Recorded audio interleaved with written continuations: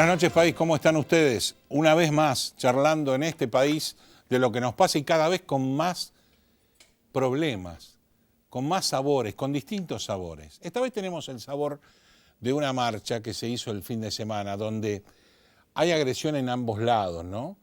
La gente agrediendo, por ejemplo, a periodistas de C5N, que está mal, y los contrarios agrediendo a los que marcharon, que también está mal, porque en definitiva fue un fin de semana organizado desde Madrid y el presidente también comandado desde Madrid, explicándole que debería concurrir a la Casa de Gobierno ese día sábado debido a la cantidad de gente que se había agolpado en la plaza y que habían retirado las vallas y que no hubo ningún incidente grave.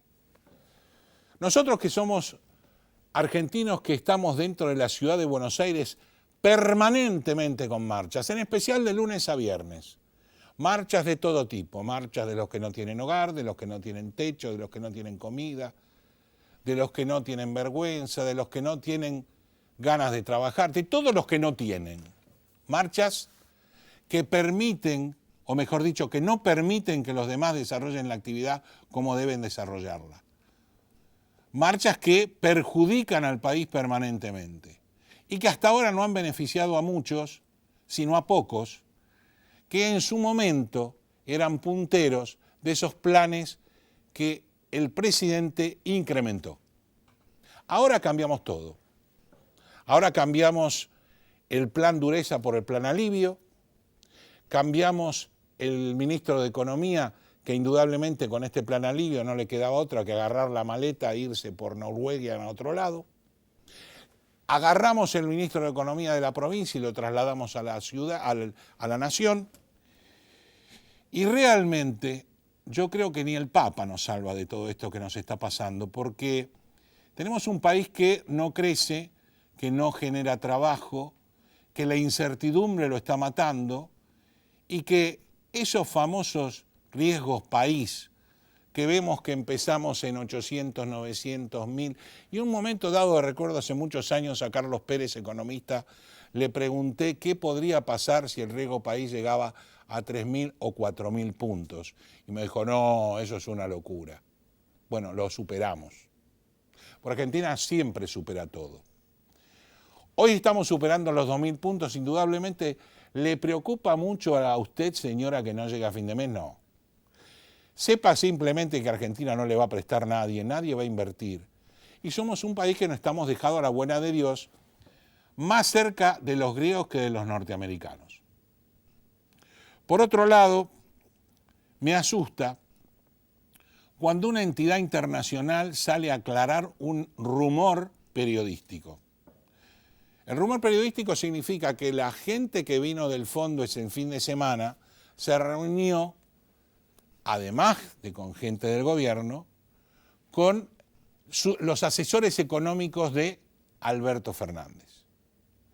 Se reunió con ellos y surgió de esa charla, que indudablemente alguien la comentó, no así nomás, que podrían cambiar la fecha de las elecciones, que se podría adelantar la entrega del poder y que cuando sale al periodismo a decir lo que había pasado en esa reunión, el Fondo Monetario sale a aclarar a las 11 de la noche de un día donde indudablemente no existe nada, ninguna actividad, que ellos no habían pedido ni adelantamiento de elecciones ni adelantamiento de la entrega de poder. Y el que aclara mucho no oscurece, aclara.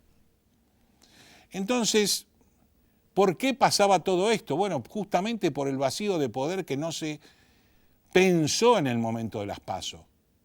Las PASO están pensadas en este país para que gane el oficialismo. Si gana la oposición, se ocasiona esto que pasó, que es un vacío de poder. El presidente en mandato tiene un poder reducido y el candidato a presidente que no tiene poder es al que todos van a ver para ver si logran saber qué va a hacer. Entonces los argentinos que quieren y hablan de cambios, que no quieren pobre, que quieren los abuelos bien pagos, un Estado que funcione, que no nos entorpezca en todo lo que hacemos nosotros, tienen que pensar. Hasta ahora venimos votando contra. Ahora nos tenemos que dejar de joder y empezar a votar a favor de algo, de un país en serio, y que cada uno diga qué va a hacer de este país. Porque hemos llegado a la conclusión en las últimas elecciones que nadie dice nada. Se achacan, se dicen, se critican, vos no hiciste esto, vos no hiciste lo otro, pero jamás sabemos qué va a pasar después del 10 de diciembre. ¿Qué propone cada uno? Entonces, hay que pensar, nos queda un tiempo, pero hay que pensar. ¿Quién va a acompañarnos en este programa? Vamos a poder hablar de todo. Por un lado, Silvina Martínez, abogada de Margarita Stolbizer y coautora de un libro de Ella miente. Y vamos a estar hablando justamente de las causas que ellos pidieron, de las causas que promovieron y de la justicia cómo está funcionando. Después vamos a estar hablando con un chico, un muchacho, Nick Sherman, que es especialista en inteligencia artificial y estudia en Michigan.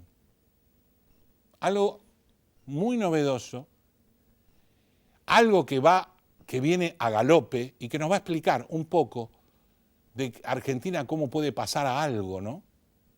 Y después, en el final del programa, además de compartir un cuadro con todos ustedes de Unzueta Art Collection, vamos a estar hablando con Federico Storani, vicepresidente de la Unión Cívica Radical, y para mí un analista político de lujo, no solo porque participó de lo que participó, sino también porque participa de lo que participa. Así que, señor director, los que auspician este programa, y venimos de lleno, que hay mucho que hablar con los invitados.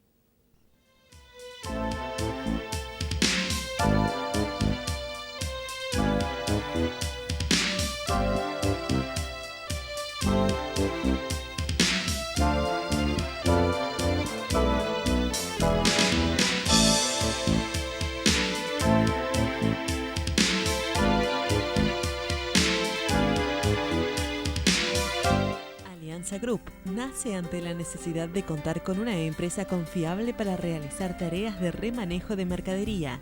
Ofrecemos almacenaje, etiquetado, acondicionamiento, estampillado fiscal, armado de pedidos, estibaje, inventario, control de stock, promoción, paletizado y servicio de limpieza. Contáctenos al 011-2153-0857 o a info@alianzagroup.com.ar.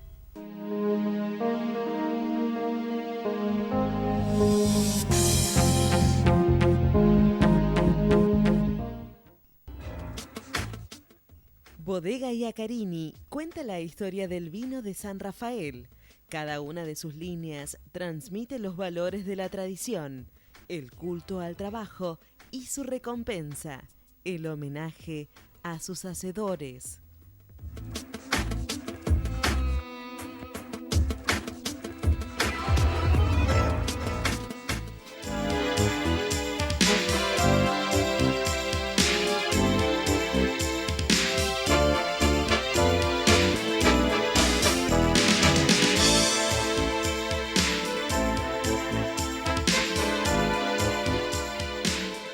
Primer bloque del programa, y dije que íbamos a estar hablando con Silvina Martínez. Gracias, Silvina, por estar en Economía Ahora, abogada, exdirectora del IGJ, y partícipe con Margarita de un libro que es complemento de Sinceramente, ¿no? Porque ella miente.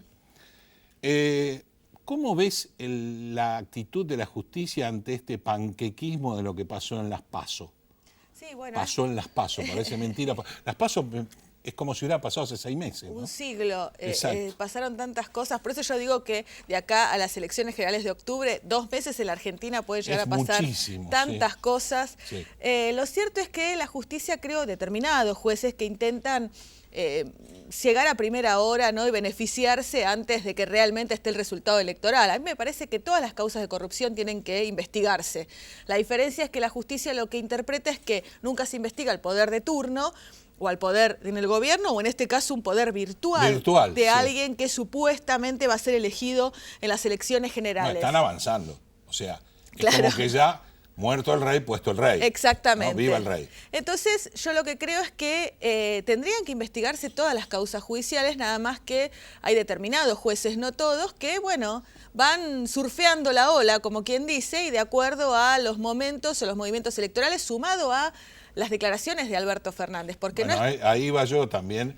No nos olvidemos que Alberto Fernández en sus primeros momentos ha declarado que deberíamos llegar a analizar las causas que tomaron los jueces y cómo actuaron en esas causas. Exactamente. Le iba a examinar las causas. Exactamente. Entonces yo creo que la gravedad que tiene las declaraciones que hace Alberto Fernández en general, porque primero que es un candidato, pero si llega a ser electo presidente, va a ser presidente de todos los argentinos. Y no puede establecer primero privilegios hacia determinadas personas y por otro lado una presión hacia otro poder del Estado, o sea, desconoce la división de poderes claramente. Sí. Pero más allá de esto, es alguien que está amenazando públicamente, no solo de la revisión, sino que nombró a cada uno de los jueces que él interpretó que hizo fallos totalmente, malos, claro, descolocados para él. Y bueno, están aquellos que interpretan que van a resistir, están aquellos otros que piensan, aquellos jueces que piensan que, bueno, se jubilarán y se irán porque no tendrán otro mejor destino, y están aquellos que piensan, bueno, trataremos de acomodarnos a estos nuevos aires para permanecer. Hay un dicho que dice en Comodoro Pi, que bueno, pasan los gobiernos, pero los jueces van a quedar ahí. Entonces, bueno, están tratando... Tenemos casos que pasó, que están hoy, que vienen desde ya la servilleta de Corach, allá en la época de Menem, y tenemos casos de que se han retirado por escándalos. Exactamente, pero bueno, ahí es otra deuda que tenemos nosotros también, la ciudadanía en general con la justicia, o la justicia con nosotros, porque el Consejo de la Magistratura, que es el órgano que debería no solamente elegir a los jueces, sino también juzgar su conducta como magistrados, nosotros tenemos los antecedentes, pasó con Ollarvide y pasó con diferentes magistrados que se van por la puerta grande después de haber hecho, sí, realmente desastres en la justicia.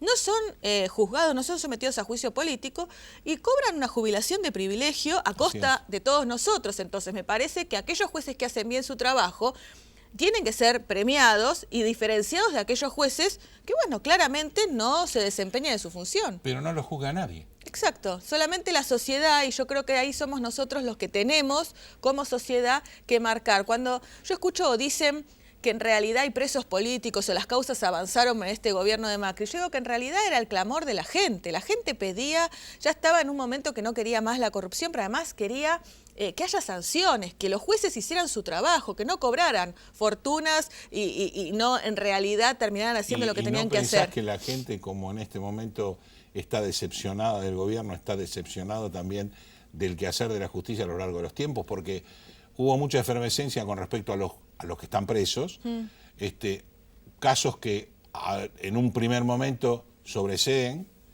ahora algunas causas que dijimos, bueno, estas las archivan también, no se archivan, entonces es como que están yendo a la deriva de un mar esperando que lleguen las elecciones finales y ver para dónde van. Desempolvan causas contra el gobierno actual, que no sé por qué las desempolvan ahora. Claro. Las podrían haber desempolvado mucho antes. Exacto, tendrían que haberse juzgado desde el inicio. Porque Vudú estaba juzgado en la época en que eran gobierno. Exactamente, que es lo que tendría que haber sucedido. Las causas se tienen que juzgar. Nosotros tenemos muchas denuncias hechas también contra este gobierno. Ahora, hay denuncias nuestras que fueron archivadas en tiempo récord. Una, por ejemplo, es la de Autopista del Sol. Nosotros hicimos la primera denuncia de Autopista del Sol cuando advertimos que esta compraventa que había efectuado la familia Macri con una empresa X generaba una serie de beneficios a raíz del aumento que se había dado y estas condiciones de beneficios que le había dado el propio gobierno de Macri. Bueno, en tiempo récord, pero 2 meses la archivó Rafecas. Bueno, después surge el nuevo escándalo a raíz del año pasado y surge una nueva denuncia. Otras están ahí durmiendo y esperando algún cambio de viento para volver a reactivarse. Entonces, eso es lo que no tiene que pasar. Claramente, los jueces tienen que juzgar o investigar las causas judiciales mientras sucede. Pero bueno, ayer nosotros hacemos la presentación del libro con Margarita y pensamos... 14 años tardan las causas de corrupción, ¿no? En avanzar en la Argentina, con lo cual pasan varios gobiernos antes de que... Pero a su vez tenemos el famoso DNU de extinción de dominio, que todo el mundo es como que se entusiasmó, dijo, bueno, al fin, y ahora vemos que hay una serie de inconvenientes terribles para que el Estado se haga de los bienes que nos robaron, chorearon, malversaron, lo que hicieron. Bueno, ahí está. Esa es una medida claramente electoralista. Es una medida para la tribuna, pero no con fines prácticos. Ellos trataban de demostrar que eran diferentes al peronismo que no sacaba la ley de extinción de dominio, ¿no? Entonces, mostrando que a través de un decreto iban a sacar este tema adelante. Bueno, la gente, el que no es especialista en términos jurídicos, que no tiene por qué serlo el ciudadano común, dice que bárbaro, el gobierno está haciendo algo para recuperar. Ese decreto era impracticable, yo lo cuestioné desde el día 1. Sí, y además de poder haberse aplicado, nunca se hubiera aplicado a Cristina. Bueno, y sin embargo fue una medida que era imposible de practicar y hoy está en la realidad que nunca lo hicieron. Y así otras tantas cuestiones. Entonces, creo que no solamente hay que parecer no estar en la corrupción, sino también hay que demostrarlo, exactamente, y no con cuestiones que sean para la tribuna, sino reales. ¿Vos pensás qué tiempos se avecinan para la justicia? Muy Además, difícil. vos viviste tiempos difíciles en una entidad como la Inspección General de Justicia cuando había que tapar problemas de sociedades por todos los lados. Exactamente. Y si vos querías presentarte, borraban. Entonces, ¿qué nos depara el destino, como decía el cómico, ¿no? Es muy difícil porque nosotros teníamos una IGJ, por una Inspección General de Justicia con la Cámpora, que no te daba información de nada, el cepo informativo, y era un desastre. Con este gobierno se flexibilizó todo eso, pero también se flexibilizaron mucho los controles, las empresas son express, y se está flexibilizando mucho la fiscalización y lo que tiene que ver con sociedades extranjeras. Creo que una vuelta al gobierno de Alberto Fernández va a ser otra vez el cepo, la limitación, pero la fiscalización no para los propios, sino para los enemigos, y ser utilizado otra vez el organismo para atacar a aquellas personas. Y la justicia en general va a ser exactamente igual, va a ser utilizado como un arma para poder presionar a aquellos opositores, aquel que esté de acuerdo con ese régimen se quedará y aquel que no se va a tener que ir. Pero me parece... al revés o lo van a expulsar. O lo van a expulsar. Mirá, te cuento una anécdota simple. Recién venía para acá y venía por la calle, se cruza una persona, un hombre, me grita gorila, ¿no? Entonces, mi primer impulso, te voy a ser sincera, era gritarle chorro. Porque si yo soy gorila, claro, evidentemente... Es la antítesis, digamos, es la grieta. Es la grieta. Y después dije, no, yo no soy igual. ¿Y cómo este hombre va a venir a, como él dice Alberto Fernández, a sanear la grieta? Primero que yo no tengo nada que ver con Macri, no los defiendo, todo lo contrario. Trato de luchar contra la corrupción del color político que sea. Pero ¿cómo va a venir a sanear la grieta?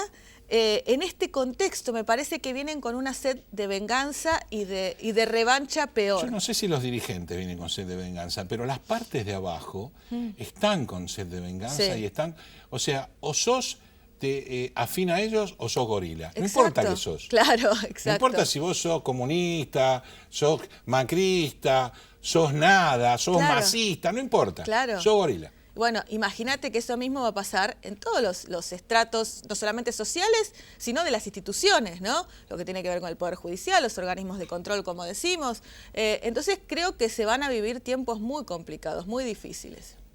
Yo coincido. Lamentablemente, te agradezco que hayas venido porque todo lo que ustedes han hecho en esa lucha ante la corrupción, y veo que la imagen que tenemos los que no somos abogados, los que no sabemos qué pasa en la justicia, es la misma que tenés vos. Va a ser difícil cambiar y yo espero que alguna vez alguien se anime a terminar el cambio, ¿no? O que lo dejen. Exacto, exacto. Va a ser muy difícil. Yo digo siempre, yo viví la época del kirchnerismo con las amenazas, con las persecuciones, con las causas penales. No me asusta una vuelta del kirchnerismo con 4 años más. Estoy preparada para eso, pero no voy a dejar mi lucha contra la corrupción. Y si sea Macri el próximo presidente, exactamente igual como lo hice durante los 4 años de mandato. Es que yo creo que Argentina necesita un manto de olvido en lo de atrás. Exacto. Y empecemos de vuelta. Y en la apertura yo decía, por favor díganos qué van a hacer. Claro. Los de unos y los del otro. Estoy cansado de las candidaturas testimoniales vacías que no te dicen ni qué vas a hacer. Claro.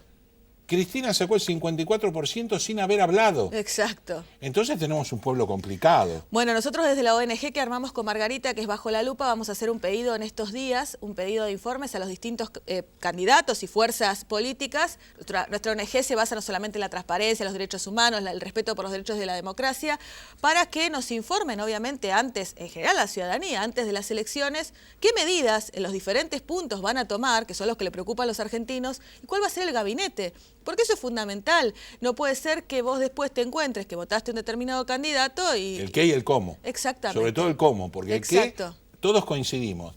Que los abuelos estén bien pagos, que estén protegidos, que los niños vayan a la escuela. La educación, exacto. Todos coincidimos en eso. Ahora, cuando llegás al cómo, exacto. Nadie tiene cómo. ¿Cómo y con quién? Entonces esos son los temas que vamos a plantear, que obviamente seguramente ninguno nos conteste, pero creo que eso demuestra la dirigencia política en general que hoy está compitiendo en las elecciones. Pero está bueno que ustedes que tienen llegada a los medios sigan diciendo que lo dicen, lo van a pedir y que no le contesten. Exacto. Porque de esa manera saquemos caretas, ¿no? Claro, claro. Nadie se quiere comprometer, mienten, pero no quieren poner el gancho. Exactamente. Gracias, Silvina, por haber venido a Economía Ahora. Y bueno, seguiremos charlando en esta eternidad que falta para la primera votación y después en el interregno a la entrega del poder. Muchas gracias. Gracias por haber venido. Hacemos apenas una pausa y vamos a hablar al otro medio país que no es gorila. A ver si tienen cerebro y empiezan a pensar en otra cosa.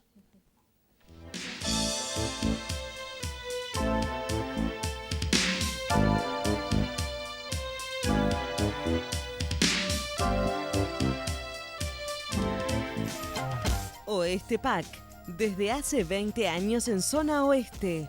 Amplio horario de atención, desde las 8 hasta las 17:30 horas.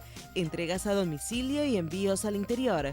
Contáctanos por teléfono, Facebook, WhatsApp o Twitter. Respondemos su consulta al instante. Gestión Tributaria Integral Sociedad Anónima. La optimización de los recursos tributarios son nuestro objetivo. Una vida de experiencia, brindando servicios y dando soluciones a empresas y organismos tributarios provinciales y municipales. Para más información, info@gtisa.com.ar. Bodega Iacarini cuenta la historia del vino de San Rafael. Cada una de sus líneas transmite los valores de la tradición, el culto al trabajo y su recompensa, el homenaje a sus hacedores.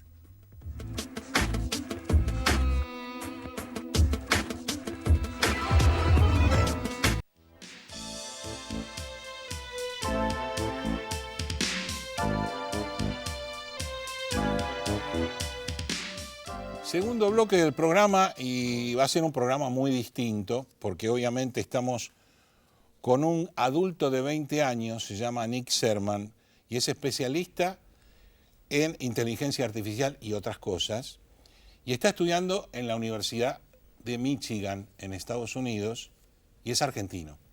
Gracias por estar en Economía Ahora, tranquilo, distendido, y contanos un poco, ¿no?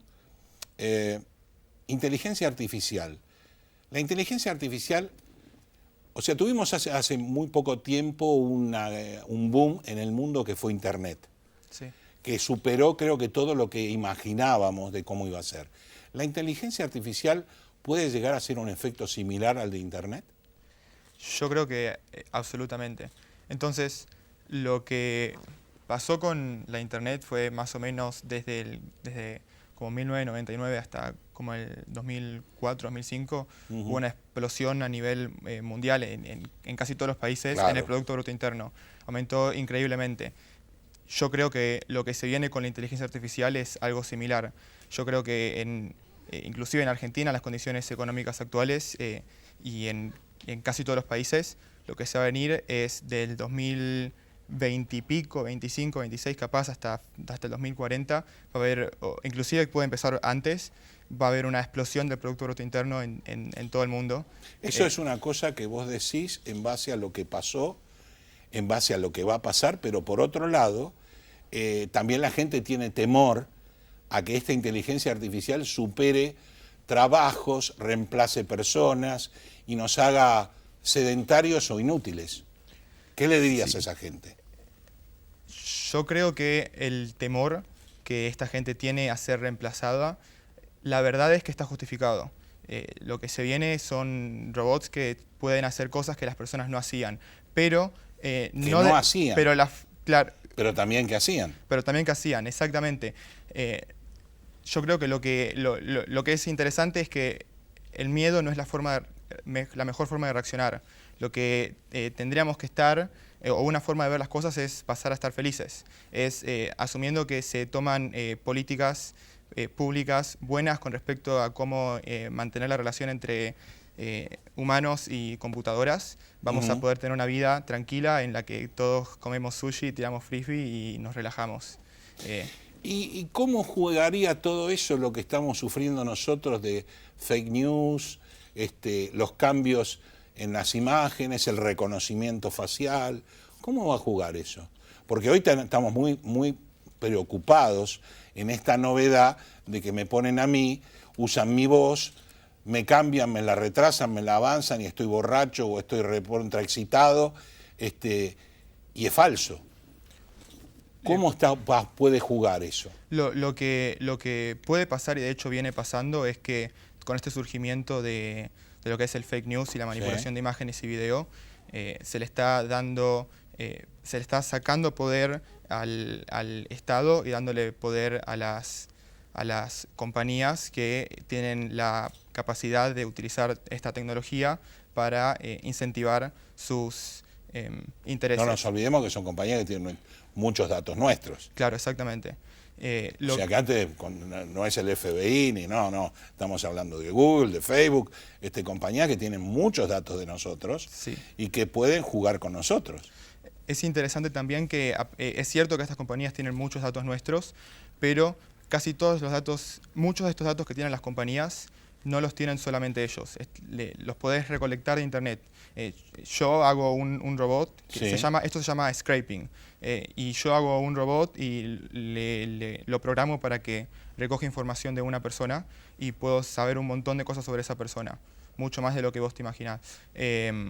Contame, entonces, por ejemplo, en un caso, como si yo pongo Netflix, va a saber por toda matemáticamente qué es lo que prefiero, qué es lo que no prefiero, qué es lo que veo, qué es lo que no veo. Entonces, por ejemplo, Netflix, en base a las cosas que vos viste, claro, en base a los intereses de las personas que recolecta de Facebook, de Google, Twitter, etcétera, tiene sistemas de inteligencia artificial que los asisten en escribir los diálogos, los guiones. Una computadora asiste en escribir los guiones. De ahí tanto éxito. Sí, sí. Claro, porque tienen sistemas indudablemente te dan un porcentaje de aceptación grande y no solo el guión, sino la historia o como sea, o el país, como ha pasado con España, genera todo un negocio y ahí sí empiezo a relacionarlo con lo primero tuyo, que era el incremento del PBI de distintos países. Claro. Por ejemplo, este es un casito. ¿Los autos inteligentes? Eso lo noto más complicado. Eso ya se viene. Mucha gente no se espera la llegada de los autos inteligentes. Los autos inteligentes van a empezar a tener una adopción masiva en el 2022-2023. Eso es dentro de 4 años, 3 años.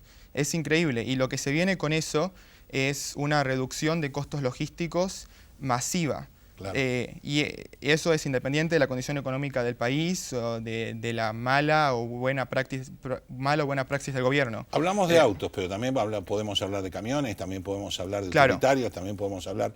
Y ahí ¿no pensás que van a reemplazar demasiado al ser humano y que se generarán nuevas tareas para que un ser humano siga generando trabajo? Ese es un tema muy complicado. Hay gente bueno, que pero dice, a vos te gusta, vos estás estudiando matemáticas, estás estudiando economía. ¿Sos oro en ambas cosas? Contame algo. Sí. Y estás en un país que es primer mundo.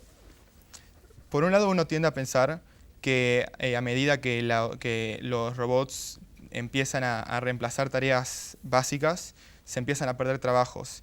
El tema que es lo más interesante es que empíricamente en todos los países donde más se adoptó las nuevas tecnologías, Sí. la cantidad de trabajos disponibles para la gente no deja de aumentar. Entonces es como una paradoja. O sea, se generan otro tipo de trabajos para la misma gente, con lo cual la gente no se desocupa. Eso Claro, es lo que vos querés claro. decir. Por ejemplo, en Estados Unidos, que es Sí. donde más adoptada está diferentes tecnologías, Sí, la los ni- robótica y la inteligencia artificial sobre todo. los niveles de desocupación están Bajando. Están en el punto más bajo en muchísimos, muchísimos años. Y ya estamos hablando de un país... Con un presidente atípico. Claro.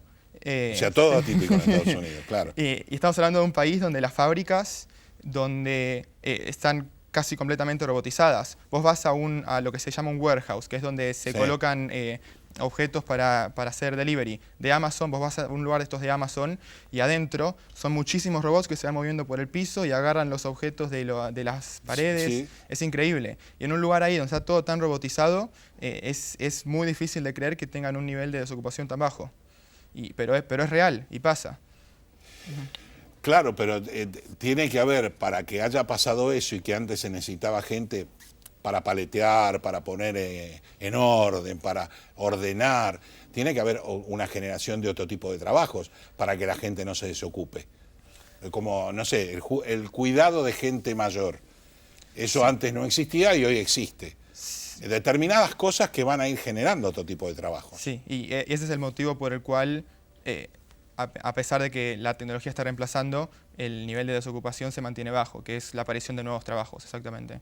Está apareciendo, como dijiste, en la salud. Claro. Está... Bueno, esto que vos me estás hablando, que para nosotros es casi la estratosfera, también se utiliza en medicina como para ser preventiva y eso va a dar una mayor longevidad. Hay muchas, en casi todas las áreas la inteligencia artificial se está aplicando, se va a aplicar para traer beneficios. En el caso de la medicina, se está hablando por un lado de la automatización de la medicina, Sí. para que un robot opere, por ejemplo. Una inteligencia artificial pueda diagnosticar como hace un médico y también operar. Y por el otro lado, que esta es la parte más interesante y menos prevista, tiene que ver con la asistencia preventiva, que es en base a medirte tus diferentes estados de salud. Te van a decir, vos puede ser que tengas esta enfermedad, puede ser que tengas un cáncer, puede ser que tengas esto o esto, toma estas medidas para prevenirlo. Y eso también se viene con justamente la extensión de la vida. La verdad que se me acabó el tiempo, pero estaría charlando con vos toda una tarde. Es increíble. Yo te felicito en nombre de los argentinos, porque realmente uno se pone orgulloso cuando ve argentinos con lo posible y a veces lo imposible, porque yo creo que te ha costado, pero te ha gustado, tenés que trabajar, estás trabajando con varias áreas, no solo con inteligencia artificial, sino hasta en el área que me gusta a mí, que es la económica, en la matemática, o sea, indudablemente tenés una película, como se llamaba hace rato, que es Mente Brillante. Así que te felicito. Gracias. Y te agradezco que hayas venido a sacarnos un poco el miedo, porque vos estás en un gran país con gran desarrollo y nosotros lamentablemente estamos en un país con muchísimas dificultades. Que esperamos que todo esto avance para poder ponernos a tono, ¿no? Y desde ya, éxitos. Gracias. Infinidad de éxitos. Gracias. Hacemos apenas una pausa y venimos a hablar de política nada menos que con Federico Storani.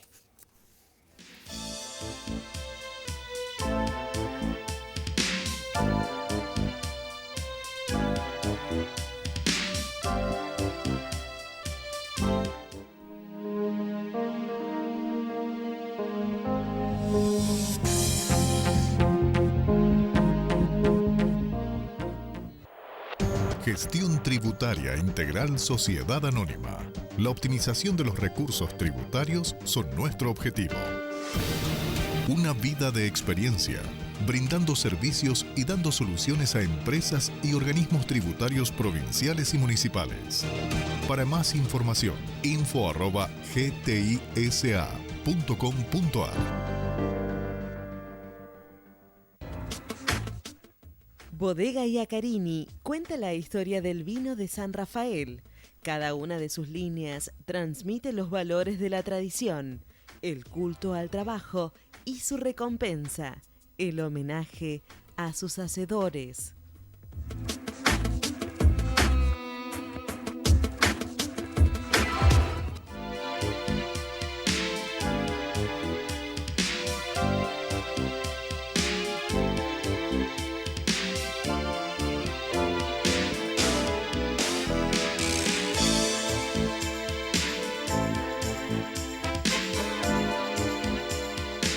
Bueno, último bloque del programa y estábamos nada más ni nada menos que con Federico Storani.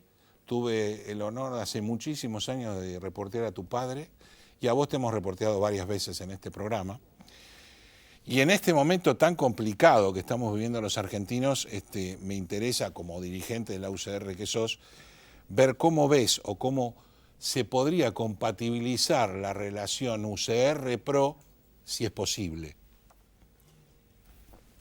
Bueno, yo creo que lo que corresponde razonablemente, digamos, es buscar el diálogo con todos los sectores en este momento. Es casi un axioma elemental. Si la crisis es muy profunda y prolongada en el tiempo, ya por demasiado tiempo, uno tiene que tender a ensanchar la base de sustentación política, y una de las formas de hacerlos es utilizando todos los mecanismos de diálogo, con los que son más afines y aún con aquellos con los cuales existen mayores controversias. Sí, pero vos tenés en este caso un presidente que dicen que no está vacío de poder, pero sí está en parte vacío de poder, y un candidato que le van todos a hacer las loas porque para ellos ya pasó todo. Bueno, no es fácil compatibilizar eso, creo que es un error de las PASO, el tiempo entre una cosa y otra, porque está pensada la PASO para que gane el oficialismo. Cuando gana la oposición pasa esto. Yo en eso tengo una leve discrepancia. Dale. ¿Es un error de las PASOs o es un error de los actores que le dieron esta relevancia, digamos? No, correcto, estamos de acuerdo. Las PASO están pensadas para otra cosa. Claro, porque si degeneran las PASO pasa esto. Claro, el tema es el siguiente. Quienes en su momento estuvimos en favor de que se utilizaran primarias abiertas, simultáneas y obligatorias, era para desterrar algunos viejos vicios de la política. Al dedómetro. No solamente el dedo, sino que también vicios. Por ejemplo, en las internas de los dos partidos principales, del peronismo y también del radicalismo, a veces en el Gran Buenos Aires se obtenían más votos en una elección interna que en una elección general. Quiere decir que había un tráfico entre ambos que producía una distorsión de esa voluntad. Entonces, cuando se hicieron las primarias abiertas, al tener todo el mundo que concurrir a votar, se terminó un poco con el sistema de punteros que podía manejar eso como un capital político. Sí, claro. Ahora, ¿cuáles son los errores de las PASO, ya que estamos lo decimos? Bueno, para mí las PASO deberían permitir, por ejemplo, reformular las fórmulas. En vez de ser una fórmula completa que se elige presidente y vice y no se puede mover, si hay competencia dentro de un espacio, que no solamente puede ser un partido, sino que puede ser una alianza, por ejemplo, el que gana va de candidato a presidente y el otro va de candidato a vice. Eso, por ejemplo, ahora está prohibido. Y otro gran limitante que para mí tiene que ser reformado, y en eso te doy te doy la razón en cuanto a que no está bien instrumentado, es el hecho que los pisos que se ponen para competir suelen ser muy elevados para disuadir a los probables competidores de participar en la contienda electoral. Por ejemplo, si yo pongo un piso del 30%, porque el reglamento lo hacen las alianzas a los partidos, para poder entrar en esa competencia, es casi disuasivo. Por eso es que hay tantas listas únicas. Entonces después la gente dice, bueno, pero dice, ¿para qué sirven las PASO si hay solamente un candidato en la mayoría de los lugares? Bueno, lo que no se dan cuenta es que previamente se estableció un reglamento que impidió la competencia, que podría generar un debate mucho más genuino de cara a la sociedad, que era uno de los verdaderos objetivos que tenían las primarias abiertas cuando se instrumentaron. Entonces vuelvo al tema de fondo. La otra parte de tus reflexiones sí es muy interesante porque, hecha esta salvedad, para mí el gobierno cometió un grave error cuando puso estas pasos como una cuestión de vida o muerte. Si vos decís que la cosa es democracia o fascismo, autoritarismo o república, lo que tenemos o Venezuela, vos le estás dando un carácter de vida o muerte. Es más, incluso... Sí, que no lo tenían. Claro. Cuando yo digo vida o muerte no estoy exagerando. No, en algunos momentos utilizaron la palabra muerte, morir, vamos a estar hasta morir, etcétera, etcétera. Entonces cuando uno las pone, lo que tiene que ser una razonable contienda electoral y democrática, lo transformás en una cuestión de vida o muerte, el resultado después no podés disimularlo diciendo... Bueno, en realidad estas elecciones eran simplemente para seleccionar a los candidatos. No fue una votación, fue una encuesta. O fue una elección de ficción, como escuché decir también. Sí. Si vos mismo le diste el carácter de vida o muerte, luego el resultado que vas a tener... Dale el cariz que le diste vos. Exactamente, y así ahora, lo apreció la sociedad. El gobierno está hablando en este momento de un plan alivio, donde tenemos por un lado... sus aliados tenían idea de algo de esto, los gobernadores que están todos parados contra el gobierno porque le tocan el bolsillo, no se pararon así cuando antes le tocaban el bolsillo, pero ahora sí, con razón o no, las provincias eran todas deficitarias, en este gobierno fueron muchas superavitarias y ahora se quejan. Pero el presidente que dice que escuchó a la clase, yo creo que llegó tarde el oído. Yo coincido en eso. En general en todo. Acá ha habido algunos logros importantes. Por ejemplo, en combatir el déficit fiscal primario, sí, que se ha disminuido de manera muy importante con un gran esfuerzo de todos los argentinos. En segundo lugar, antes siempre se decía, bueno, sí, podemos hacer un gran esfuerzo en la nación. Pero no debidamente informado. Yo creo que no. El pueblo, el problema del hastío de la gente es que no sabe hasta dónde llega el sistema. O sea, decís, bueno, yo hago un esfuerzo, empecé haciendo el esfuerzo de pagar los servicios que era abismal, porque estábamos beneficiando a la clase rica y no a la clase pobre. Así es. En realidad. Pero llega un momento de 3 años después, decimos, bueno, se multiplicaron por 10 y nadie me dice que terminé. No, estoy mal informado. No solamente mala información, sino que también hubo mala implementación de algunos, a propósito de algunos de los temas que vos tomás. Por ejemplo, la cuestión de tarifas. Para utilizar una metáfora, se usó más una forma de actuar sobre el atraso total que teníamos en materia tarifaria, esto que vos decías, que, mira, yo tengo un estudio jurídico aquí cerca, y mi hermano pagaba, que tiene uno en Córdoba, en el sur de Córdoba, 3 veces más de lo que yo pagaba aquí a 2 cuadras de tribunales. ¿Y por qué? Porque sí nomás, no había una razón. Por lo tanto, a mí, en vez de haberse operado como cirujano, se operó como carnicero. A los sectores más vulnerables se tendría que haber tenido una situación de recomposición más lenta, más gradual, y sobre todo a los sectores productivos pequeños y medianos, que son los que generan empleo genuino. Porque si vos, además de todas las cargas que tienen una carga impositiva extraordinariamente alta, un costo laboral altísimo, una situación inflacionaria que les impide casi planificar su economía mes a mes, o semana a semana muchas veces, es evidente que vos las ponés en una situación de ahogo al sector que es lo que puede ser lo más dinámico de la economía argentina, a los efectos de que genere empleo genuino y mantenga los niveles de ocupación razonables. Pensemos, por ejemplo, que la mitad de la población está formalizada y la otra mitad de la población está en negro. Es decir, una economía así no puede funcionar, de ninguna manera puede funcionar. Por lo tanto, si es cierto, hubo algunos logros, la mayoría de las provincias hoy tienen superávit, es decir, están con las cuentas saneadas. Hay algunas otras que tienen algunos problemas, son 4 solamente las que están en una situación comprometida, y ahora hay que hacer un esfuerzo que tiene que ser mancomunado para que pueda reactivarse la economía real. Lo que pasa que en este momento se sienten ninguneados también los gobernadores, por lo mismo que pasaba con el radicalismo, que se enteraba por los diarios de lo que estaba haciendo el gobierno. Y el gobierno en este momento está vuelvo a repetir, con un plan alivio tardío y con una idea de una recomposición. Me llama la atención que un gran emblema de ustedes, como Luis Brandoni, arme una marcha como la que se armó, y que el presidente no tenía idea de concurrir a la Casa de Gobierno, y el que se lo pide es Campanella desde Madrid, que vaya a la casa por la cantidad de gente. Es como que están en la burbuja y siguen en la burbuja. Eso me preocupa, Federico. Bueno, es una preocupación que algunos de nosotros manifestamos desde el principio, porque yo fui uno de los voceros en la convención famosa de Gualeguaychú, Sí.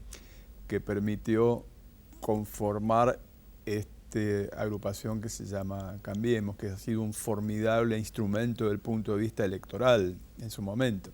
¿Cuáles eran los dos objetivos que nosotros perseguíamos? Equilibrar y controlar el poder, que estaba desbalanceado en Argentina, eso es muy, muy malo. Los famosos checks and balance que tienen que funcionar en toda democracia, y por el otro lado, garantizar la alternancia en el ejercicio del poder. Pero el paso siguiente era la posibilidad de constituir un auténtico gobierno de coalición. Un gobierno de coalición no significa simplemente la distribución de los espacios de poder como de manera mezquina nos querían hacer De aparecer. cargos, sí, Exacto. sí, exacto. Decía, bueno, vienen los mangueros. La discusión, decían, exacto, la discusión eran los cargos. Los mangueros. No, en realidad lo que nosotros pretendíamos era tener un organismo de carácter institucional permanente que nos permitiera discutir estas cosas que acabamos de señalar con vos, las políticas públicas más importantes, la política tarifaria, la política energética, no hacerle los decretos al presidente en un sistema. No, la política económica, la política de cambio, exacto. El Banco Central, bueno, y las obligaciones que adquiría el país. Claro, y nos dieron bolilla, por decir de algún modo, de manera tardía. Primero en el tema tarifas y luego ahora, porque estaba clarísimo que si esto se hubiese producido, estas medidas que ahora, para traducirlo en términos muy entendibles, de ponerle plata a la gente en el bolsillo para que consuma y mueva la maquinaria del mercado interno, se hubiese hecho hace 6, 7 meses, a lo mejor hubiese tenido efectos. Pero si vos lo haces a las apuradas, después que ya tuviste un traspié... Sí, post. Exacto. Post el golpe. Un traspié de un golpe que le diste, además, como decíamos hace un rato, el planteo de que era un golpe de vida o muerte, me parece que ya llegás un poco tarde. Eso sí. ¿Y cómo va a quedar planteado el radicalismo post-Cambiemos? Porque ahora se plantea, mi interpretación es que llegamos a diciembre. Digamos que, como todos plantean, va a estar Alberto Fernández ganando, Cambiemos perdiendo. ¿Cómo sigue esta historia UCR Pro? Bueno, obviamente de aquí hasta octubre, en el caso nuestro, tenemos que hacer un gran esfuerzo porque también ponemos en juego esto que puede afectar aún más el equilibrio, que es una cantidad de intendencias, sí. de concejalías, Sí. de legisladores provinciales, de legisladores nacionales. Para que La no... estructura nacional se la dieron ustedes. Exacto, Rico. para que no se vuelva a producir ese desbalance, que fue una de las razones, digamos, de haber producido esta aproximación y esta conformación, es importantísimo que hagamos un esfuerzo de aquí a octubre. Pero está bien lo que vos me preguntás. Después de octubre me parece que hay que hacer un replanteo muy profundo. Desde mi punto de vista, también tengo deseos de plantear la cosa a más largo plazo. Para mí hay que recomponer el sistema de partidos en la Argentina. No como partidos a la antigua usanza, porque en general el fenómeno mundial es que en casi todos lados lo que se dan son coaliciones de partidos o coaliciones de gobierno. Pero sí giran alrededor de culturas políticas determinadas por determinados partidos políticos con arraigo y contradicción. Claro, exacto. Entonces lo mejor sería que acá existiera una suerte de dos grandes sectores que compitieran, que pudieran ponerse de acuerdo en una cantidad de políticas de Estado, que se equilibraran, que se controlaran y que se alternaran en el ejercicio del poder. Yo aspiro que el radicalismo sea uno de los núcleos donde constituya una de las partes para ser el futuro sistema, digamos, bipartidista o bisectorial que existiría desde el punto de vista político argentino. Cortita y última. ¿Vos no pensás que lo que está faltando es el liderazgo? Claramente dentro de la UCR, ¿no? Falta el liderazgo dentro del UCR. Nosotros hemos estado acostumbrados a liderazgos muy fuertes. Claro. No solamente Ricardo Balbín en su momento, sino Raúl Alfonsín, que fue el último gran líder. Pero bueno, los liderazgos cuando no son personales pueden ser institucionales. Y el radicalismo tiene el valor agregado de ser una organización que tiene un grado de institucionalidad muy fuerte, que puede reemplazar con un debate que tampoco ha sido demasiado propenso en el último tiempo. Gracias por haber venido a Economía Ahora y por guiarnos políticamente de esto que sabemos que es un partido tradicional, importante y que realmente para mí ha sido demasiado manoseado por el PRO. Y esperemos que también aprenda el PRO, ¿no? Por supuesto. Bueno, creo que está aprendiendo con los resultados que están a la vista. No todo se maneja con el Big Data. Ahora cuando se dice que falta calle, bueno, en algún lado yo dije faltaba gambeta, patada de cabezazo. Así es. Gracias por haber estado en Economía Ahora. Bueno, pasamos, hoy no lo tenemos al doctor Peña, obviamente, por una semana más no lo vamos a tener, pero sí pasamos a Unzueta Art Collection, que nos va a presentar su cuadro, un cuadro de Sebastián Chelia, que se llama Potras, técnica óleo sobre tela, artista argentino nacido en 1960, cursó en 1979 estudios de arquitectura y en 1982 en Bellas Artes. Por supuesto es Unzueta Art Collection y a partir de ahora, el tercer programa de cada mes, vamos a estar presentando una obra y si es posible a su autor para analizar y tener un poquito más de cultura que no nos hace nada mal a los argentinos, como vimos en el bloque anterior, por supuesto. Una semana más con ustedes, una semana difícil, dura, complicada. Esperemos que mejore la cosa y ¿saben qué? Octubre lo veo tan lejano. Hasta la semana que viene. Gracias.